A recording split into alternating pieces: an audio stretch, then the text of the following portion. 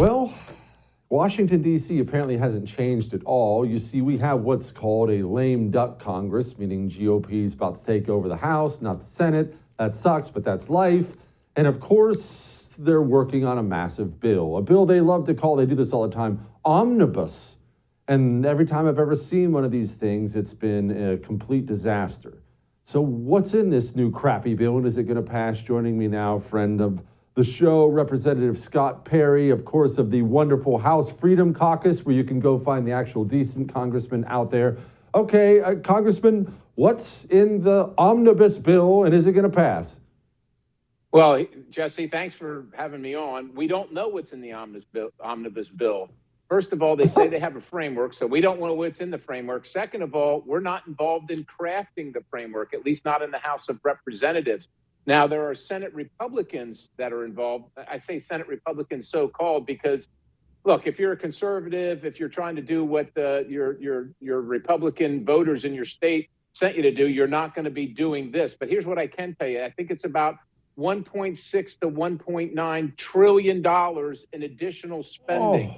Jesse, just for the context, the Fed just announced more rate increases to crush the housing market and to tamp down this runaway record inflation. And the Senate and soon to be in the House of Representatives were pouring the gasoline of printed money, just created money out of thin air on the fire. We are standing on the precipice of that. And of course, on cue, with Christmas looming, they're going to back us right into a corner and say, well, if you don't vote for it, the government's going to shut down right before Christmas, and so is not going to be able to buy, their child, G.I. Joe with the Kung Fu grip or something like that, right? So that's where we are. Well, the government shutting down right before Christmas would be the greatest Christmas gift I could ever receive. But all that aside, do they genuinely not see the debt and how it's going to smash this nation? I realize it hasn't yet, but it is obviously we're in the early stages of it. Both parties continue to do this as if that freight train is never going to get here. It blows my mind. Yeah, and let me introduce you to what's called modern monetary theory. And of course, the left has fully taken this on and believe in it. Now a bunch of folks, the Republicans, are starting to believe it. And that theory says that because we're the reserve currency, it doesn't actually matter how much we spend. We can spend as much as we want to. We don't even have to tax for it. Now, Jesse, they're going to continue to tax you because they want to punish certain activities that people like you engage in, like buying SUVs, buying gasoline, living in a home instead of a tent, those kind of things. But that's where we're headed right now. They don't see debt as an issue because they don't think it's ever going to be a problem. And I mean literally, they don't think it's ever going to be a problem. Of course, China is happy just to watch us do this and destroy our country and the opportunities for any future that our children are going to have. One thing I did find a little bit encouraging, although I don't trust it at all, was Kevin McCarthy at least sounds like he's against it. Here he was. Are you going to get a time to read it? They're trying to jam us right before Christmas. Why would you ever move forward when there's a change in power in 21 days where Republicans would have a stronger hand? That we wouldn't be talking about adding more money, we'd talk about decreasing. Yeah. Okay, well, that sounds good. He's been sounding good. What say you? That sounds good, but we got to back that up, right? So how do we back that up? We need every single Republican in the House of Representatives voting no on this to provide no cover. You always notice how the Democrats and the media say bipartisan support. We should provide no bipartisan support in the House. And quite honestly, members, including the guy that wants to be the next Speaker of the House, needs to call out these Republican senators and say, quit betraying the people that sent you. Quit betraying your own children and grandchildren. Quit betraying the country. Nobody sent you here to bankrupt the country. Look, it's unpleasant. We don't want to have to call out Republicans, but let's face it, they've earned it. And we need the guy that wants to lead the Republican conference to play hardball because they sure are with us in our wallet. What's the status on this House leadership race? Everyone's talking about it. Where are we at on this whole thing? So, Jesse, I almost want to frame it for you. Doing the same things with the same people under the same conditions and expecting a different outcome is the definition of insanity. At least that's what Einstein said.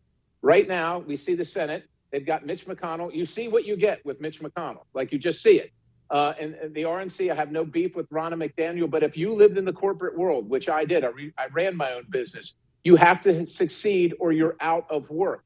In the House of Representatives, we're saying, look, we can't just maintain the status quo. Things aren't working for the American people here. So we have to change something. We either change what we do or we're going to change who does it. Either management has to change or the process has to change.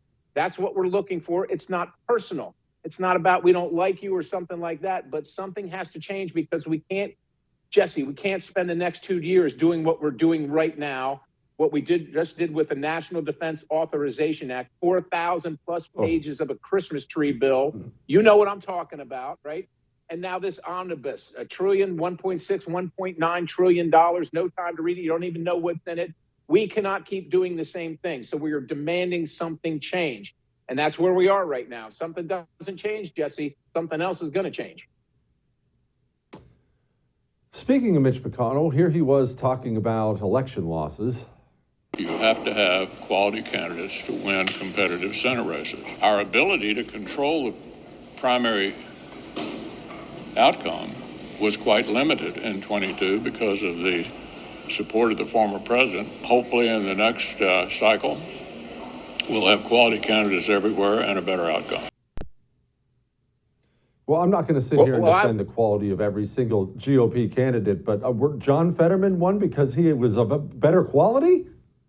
Yeah. I would just say this. If the Senate had been more in line, and quite honestly, some of my colleagues in the House of Representatives, when President Trump was office, if they would have been more in line with the America First agenda and sticking up for America and the people that go to work every day with a lunchbox and pay the taxes, then I think we'd have been in a much better position. But when you're not willing to support the president who has the support of the people, this is the kind of division that you get in the Republican Party. We got to quit having Republicans want to join the uniparty more than they want to support their own base of supporters in their states and in their districts. How bad is it working with Chip Roy every single day? Look, you know that Chip is a guy that is reserved. You oftentimes don't know what's on his mind. And of course, he's often afraid to speak his mind. Look, if we had 435 Chip Roys and another 55 in the Senate and one in the presidency, I think you would see a completely different United States where we would be free, taxes would be low, and the government wouldn't be telling you, what kind of light bulb you got to buy and what kind of car you're allowed to drive. That would be the difference. Unfortunately, there's just not enough to go around. Amen. Congressman, thank you so much for joining us. I appreciate it. Jesse, God bless you. Merry Christmas. Thank you. Merry Christmas. All right. This FTX thing is weird. China, Japan is weird. There's just a lot of weird. Why is China, why are they saber rattling with Japan? And what's Japan doing about it? Bryan Dean Wright's going to join us to discuss the next weird thing that's happening right now. Before he does that, let's do this. Let's make sure your next year, because we're coming up on the end of 2022, let's make sure your next year is the healthiest year you've ever had. No, don't worry. I'm not going to tell you to work out more, go do CrossFit, or eat better, or anything like that. Change the air you breathe. Now, you can't change the air outside, but the inside air, your home, your office, you can change that. Eden Pure Thunderstorm kills all the viruses and mold in the air. All of them. You're going to be healthier because the air you're breathing in is clean. Go to EdenPureDeals.com. I own 6 of these. Just plug it in, any room, bedrooms, living room, and you'll be able to smell the difference. I own 6 of them. They have a 3-pack for sale for my viewers. EdenPureDeals.com, code Jesse gets you $200 off a 3-pack. EdenPureDeals.com, code Jesse. We'll be back.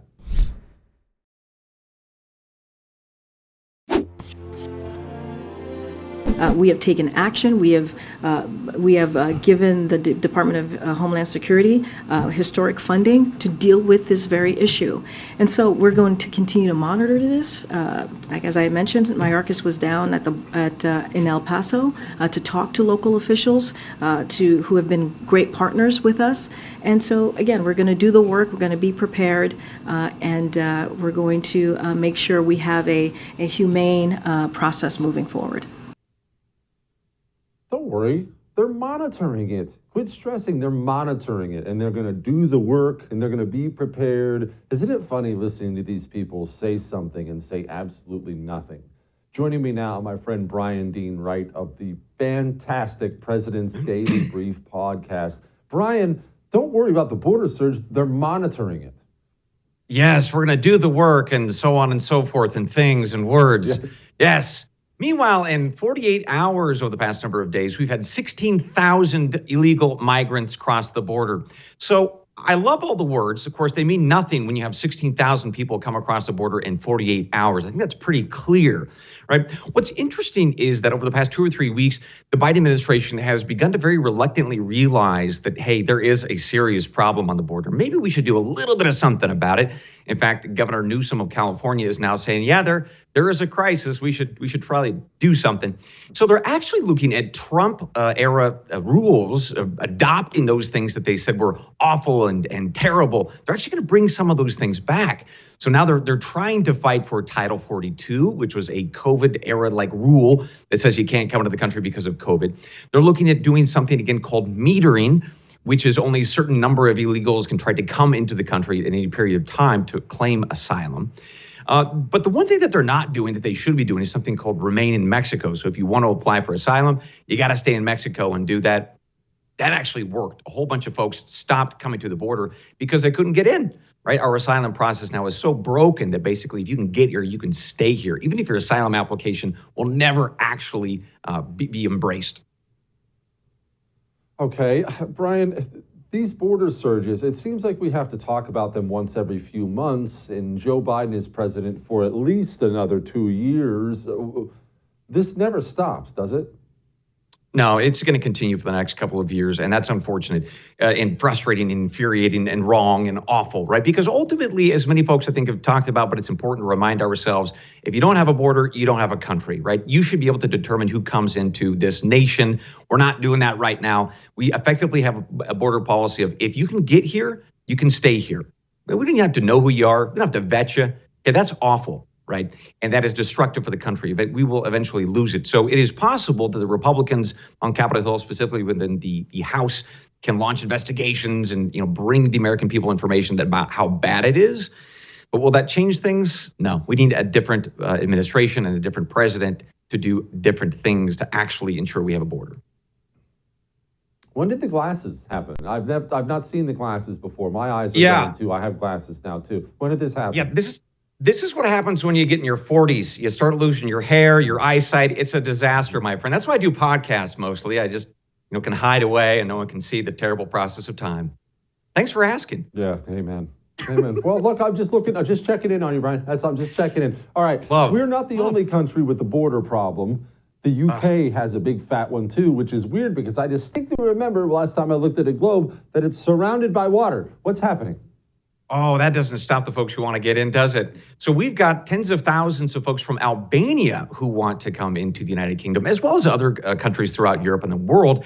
The prime minister in the UK is saying, in fact, just to Parliament this week, enough is enough.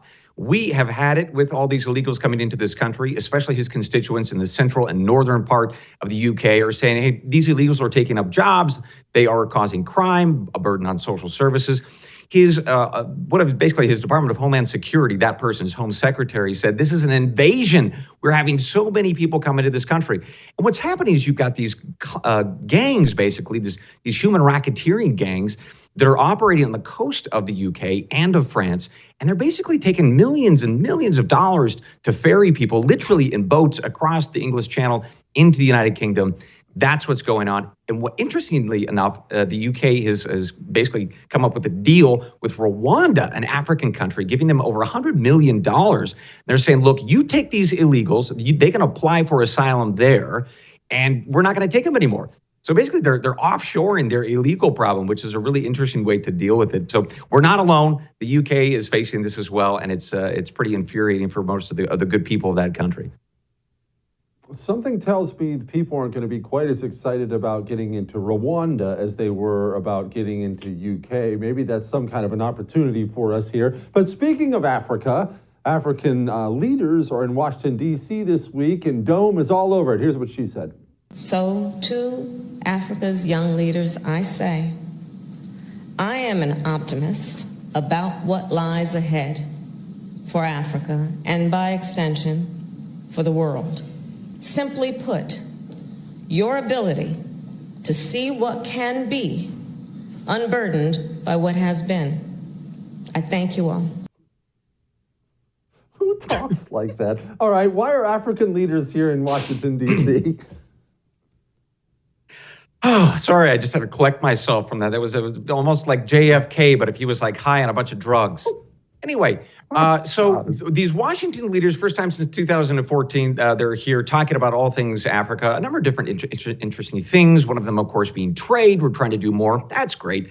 Also talking about corruption issues. We need to have less of it in Africa. Sure, you bet. A couple of very interesting things have percolated through in this conversation. One of them is that Biden is going to adopt or create a new council, new presidential advisory council. He's going to have immigrants from Africa tell him and talk to him about what's going on in Africa and what he should be focused on. Well, that's fine. But what's interesting is that he's going to have Black Americans on this council as well. Now, what's fascinating is none of them apparently have to ever been to Africa. None of them have to actually ever speak any of the languages. So I'm not really sure why some of these folks are on there, other than perhaps a political calculus, a cynic might say. Anyway, so it's a very important set of meetings that I think that we do need to pay attention to, most especially because there are a lot of different minerals, for instance, that we need around the world, global marketplace, this country, that are in fact in Africa. The Congo, cobalt, they have about 80% of all the minerals of that particular mineral. 80% of it comes from the Congo. So we do need to have a very focused set of conversations about African interests and how we can collaborate with them more closely. I'm just not sure how that particular presidential council is going to get us there, but hey, this administration is quite curious. They do strange things, don't they?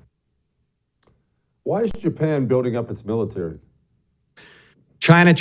That's the big reason. The United States has been working very closely with, I should say, the United States is very focused on this Chinese issue, of course, and we're looking to our partners in Japan to build up their military in the case there is a war with China. And they're selling something called Tomahawk missiles. Now, those are a very, very advanced type of cruise missile. It can be used for offensive as well as, of course, defensive purposes. And that's a big deal for that country. Since 1947, their constitution has limited them in terms of developing an offensive capacity. Well, a couple of years ago, they actually tweaked or reinterpreted their constitution. So they're now building up their military base. So it's a pretty big deal.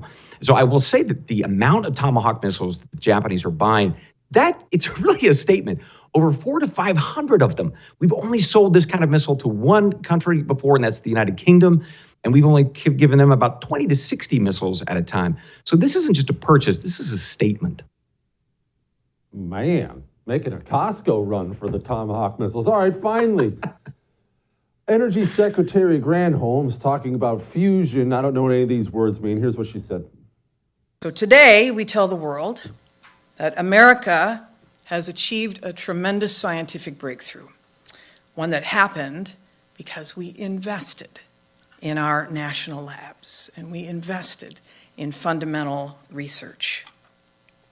And tomorrow, we'll continue to work toward a future that is powered in part by fusion energy. Bryan, what's fusion energy? What's she talking about? Oh, my goodness. All right. So let's try to break this down for us non-scientific folk. All right. So we all know about a nuclear power plant or a nuclear bomb. When those explosions happen, they bust outwards. The atoms inside of these things go out.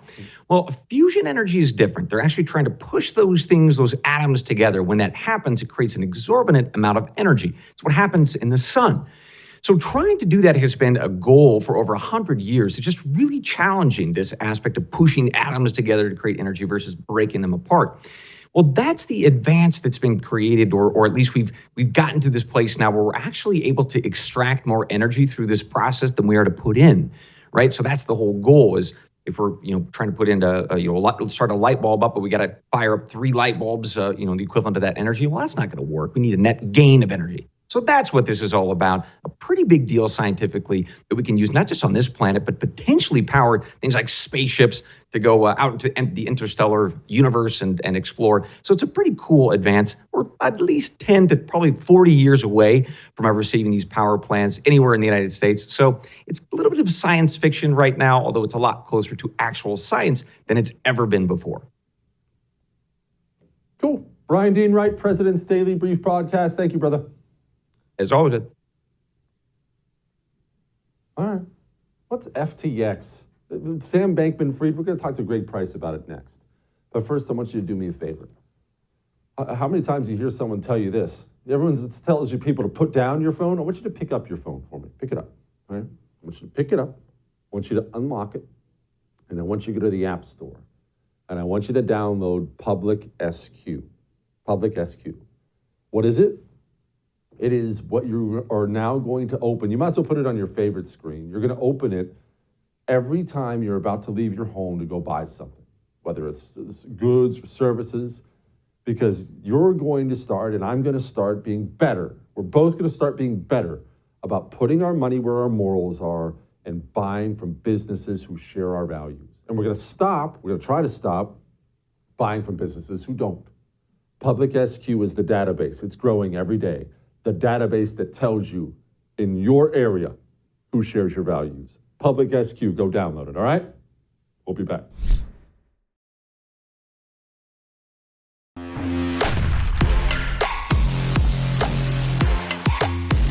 And I'd like to thank you, Mr. John Ray III. Chairwoman Waters. For your presence here today. Chairwoman Waters, I've not had an opportunity to testify or to question the witness. I'd like to thank you for your presence. Chairwoman Waters, And for the time. parliamentary inquiry. Yes. Are all members entitled to question witnesses? You are, and if you would like to miss the votes on the floor for everybody. Hey, it's just the one chairwoman's moment. prerogative to call Just a recess. one moment, please. That's your decision, not mine. Just one moment, please. You may go right ahead and have 5 minutes. Thank you. Thank you, Madam Chair. You're certainly welcome, sir. She is the best. By the best, I mean the dumbest. She actually thought she could just end this hearing without the witness being questioned, which leads me to bring in my friend Greg Price, digital strategist Greg Price. Greg, okay, explain to me, I thought this FTX Sam Bankman-Fried, the Democratic Party doesn't seem to want FTX to be questioned. Pretend I just got here from Mars. What is going on with all this? Apparently he's in the Bahamas? What? Yeah, that clip is so funny. And there, she also blew a kiss to him one time at a congressional hearing, a couple months ago. The whole thing is just, it's a truly incredible story. So basically what we have here is FTX was a crypto exchange. It's where people could go buy cryptocurrencies. And it grew to become one of the largest in the world. It grew to be about a $32 billion company. But the more that we learn about FTX and the more that we learn about this guy, Sam Bankman-Fried, it makes you scratch your head and think how this guy ever even earned a dollar. Like, first of all, just you take one look at the guy. Does that look like someone you would trust to feed your goldfish, let alone invest millions of dollars in his company? Basically, people would invest in FTX, and Sam Bankman-Fried would take that money and he would funnel it to another company called Alameda Research that he also founded and was being run by his ex-girlfriend, the nerdy-looking girl you've probably seen go viral lately. And basically, they were running this whole scam out of this mansion in the Bahamas, and apparently were having some group orgies or whatever while doing it. But the whole thing, you learn about it, and it's ridiculous. They had a Signal chat where they talked about the business of this company that they literally titled Wire Fraud. We learned during the hearing yesterday also, the name of their group chat was Wire Fraud. We also learned during their hearing that they were using QuickBooks to do their accounting. QuickBooks are a tool that was created by Intuit to help small businesses do their finances. And, it's meant for your local mom and pop, lampshade company. It's not meant for a $32 billion crypto enterprise. It would be like if the people who did the Avengers edited it on iMovie. or something like that. And yet, despite all of this, this guy became the youngest crypto billionaire in the world. He created a company worth $32 billion. He was doing Super Bowl commercials with Larry David. He was doing commercials with Tom Brady. He had the naming rights to the Miami Heat's home arena. And he was literally working with members of Congress to write crypto regulations for this entire company, even though he was running what was essentially a giant house of cards. Okay, Greg. Now, can you explain? Now, obviously, Maxine Waters is an idiot, so maybe that's the explanation for the clip we played off the top. But is this somebody Democrats are uniquely invested in? Why would she try to prevent them from being questioned? Well, that's exactly correct. Sam Bankman-Fried was only second to George Soros in donations to the Democrat Party in the 2022 election cycle. Whenever there was a Democrat campaign anywhere, money from Sam Bankman-Fried was probably involved. You know, it's that, and that's like part of the reason why he was able to get away with this for so long, because he donated money to the right politicians. He was the son of college professors. He went to good schools. He was a liberal who donated to progressive causes and to Democrat candidates. And essentially, these people, they don't want to bite off the hand that feeds them, and that's why instead of being exposed for what he was doing, stealing people's money and running a $32 billion company that didn't even have a board of directors. Instead of doing that, Democrat, he was giving money to all of the people who should have been investing in that. Okay, so why do we have all these FTX representatives in front of Congress and not Sam Bankman-Fried himself? Yeah, well, so, interesting timing that, DOJ could have chosen any time in the last month to indict Sam Bankman-Fried. The government could have extradited him from the Bahamas anytime they wanted to. And they mysteriously chose to do it the day before he was supposed to testify remotely in front of Congress. That, no coincidence at all right there, that's when they chose to indict him. First of all, it's a good thing that he's being indicted. The guy deserves to spend the rest of his life in jail. But, the timing of it does really make you scratch your head and wonder, what was he going to say, under oath in Congress, being questioned by, Republican representatives. The timing is certainly doesn't seem like a coincidence, Jesse. No, it definitely doesn't. All right, hey, I got to bring this up. I saw there was a Mediate article yesterday. Now, I don't read that trash, but I did see a Mr. Greg Price crack the list. How about that? How'd you work that? I have no idea. I'm tied for 70th, according to Mediaite's most influential media figures of 2022. And I beat Taylor Lorenz, Chris Christie, and Ben Collins. So, I think it was a stupid list because it was wildly biased towards like corporate media figures. Like for some reason, Chris Cuomo was on the list. He's probably like the least most influential person in media. But, I'll take the W of being considered by corporate media outlets more influential than Taylor Lorenz and Ben Collins. I think that's certainly a W in my mind. Plus you're sane and they're not. All right, Greg Price, thank you, my brother. Come back soon. Always happy to be on with you, Jesse. Thank you. All right, we have a light in the mood next. But I want you to know we've done many specials on the show. Many, many specials. China and communism and history and all kinds of things. But we have our most special coming this week. It's special because it's all about me. We have a Story of Jesse special coming. Now, if you want to watch it, you have to go to thefirsttv.com/support and sign up to be a First TV supporter. Enjoy learning everything you've always wanted to know, maybe, about me. We'll be back.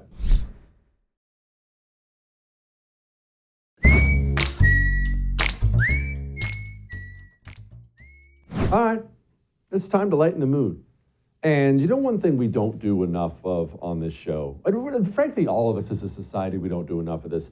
We don't celebrate good things happening to good people. We never do that enough, do we? We need to do more of it. I need to do more. You need to do more. And you know what else we don't celebrate? We don't celebrate bad things happening to bad people. That's maybe my favorite thing in the world to do. So, for instance, the Washington Post. Now, I'm of the belief that we have many, many American media companies that are frankly anti-American. And to be honest, not to put too fine a point on it, I think they've become hostile insurgencies aimed at bringing down the United States of America and have done quite a bit to do that. If you're going to list the most despicable media publications in America, TV, print, anything, Washington Post is no doubt in your top 5. They could easily be number 1. It is a wretched publication that has been pulling at the strings of this society for a very, very long time. They've done a lot to bring us to where we are now. So the Washington Post also lost about 500,000 subscribers last year. And today there was a Washington Post meeting where they announced some layoffs. We're not going to turn the town hall into a grievance session. It's not a grievance session. You just ask the question. Fred, you talked about positions getting eliminated. What are you going to do to protect people's jobs? Are they going to be treated like the magazine staffers were? We'll have more information as we move forward. Thank you very much. And how will your positions be decided? How will you decide it? You seem to be disrespecting this. That's too bad. Hey, no big deal. They should learn to code. I mean, they should learn to build solar panels. All the solutions they've been telling other people. No big deal. Just learn to code. And so we couldn't just stick with that. We have to continually point out that the Democratic Party and their media friends have a poop problem. Whether it's Jerry Nadler pooping himself on stage or Eric Swalwell farting on TV, there's something about the gas party that I don't understand. MSNBC, another guest on. Somebody's breaking them loose. Well, that space now appears to be being filled with Ron DeSantis, and it's being viewed as a threat by Trump supporters, Trump backers, Trump advisors. I'll see you tomorrow.